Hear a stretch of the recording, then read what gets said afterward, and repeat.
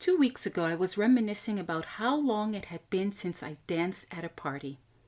I talked about missing the freedom and fun of dancing with others, letting go, and just being in the moment with some good music.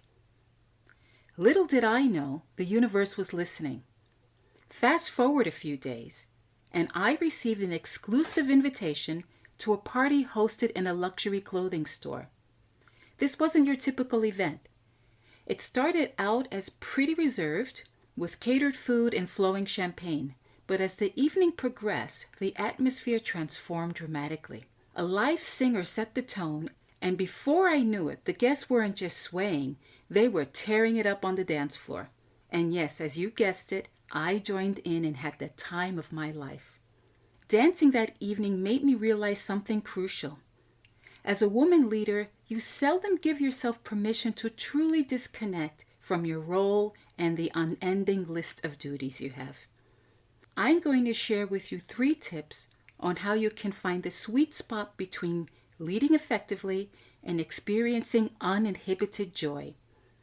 Find the full transcript and other resources for women leaders at livingwhileleading.com/27. You're listening to Living While Leading with your host, Sharon Ehrlich, where I help women IT executives gain more control over their careers and carve out time to care for themselves and family.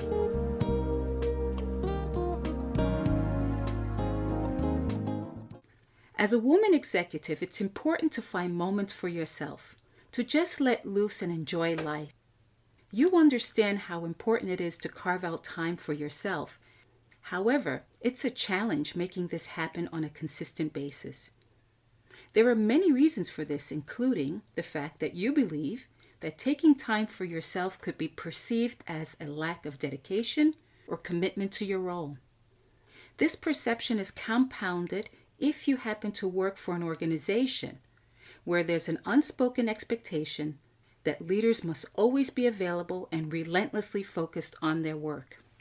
The other reason is that in many societal contexts, women are conditioned to prioritize the needs of others. This ingrained sense of duty often leads to feelings of guilt when you consider taking time for yourself. You might worry about missing out on an important development or not being productive. The reasons why it's difficult for you to prioritize personal time without feeling that you're compromising your professional integrity or effectiveness are perfectly understandable. You often juggle multiple roles, leaving little room for personal time. Yet stepping away from your busy schedule is a necessity for your overall well-being. Let me remind you why it's so important for you to regularly carve out time for yourself. Leadership comes with its fair share of pressures and challenges. It's critical for your mental and emotional state to find an outlet where you can just be yourself, away from the stress that comes from work and your personal life. Did you ever notice that when you step away from your routine, you give your mind the space to think differently? Being intentional about disconnecting allows you to be inspired and to return to your various roles with renewed energy and fresh ideas.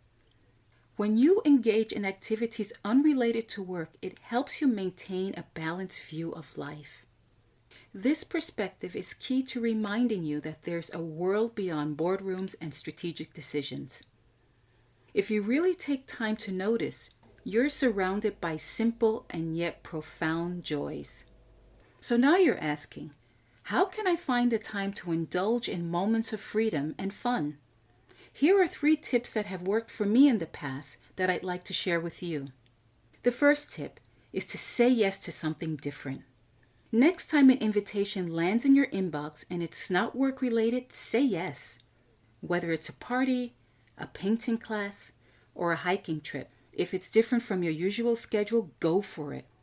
You might just find yourself rediscovering a long-lost passion or hobby, or just simply having fun. My second tip is to schedule your joy.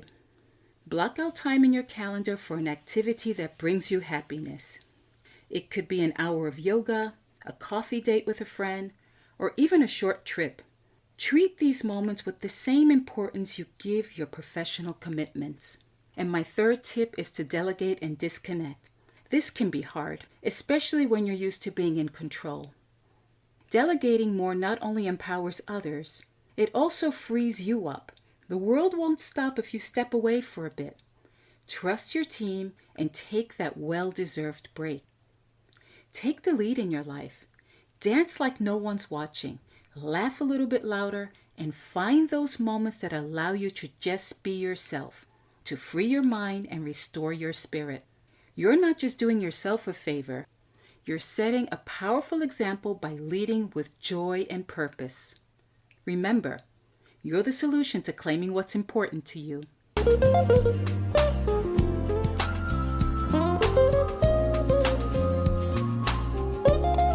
Thanks for listening today. This is your time. Give yourself permission to reclaim what's important to you and be who you want to be. If you're getting value from this podcast, please subscribe, share it, or write a review. And connect with me on livingwhileleading.com or on LinkedIn. And don't forget to tune in next week.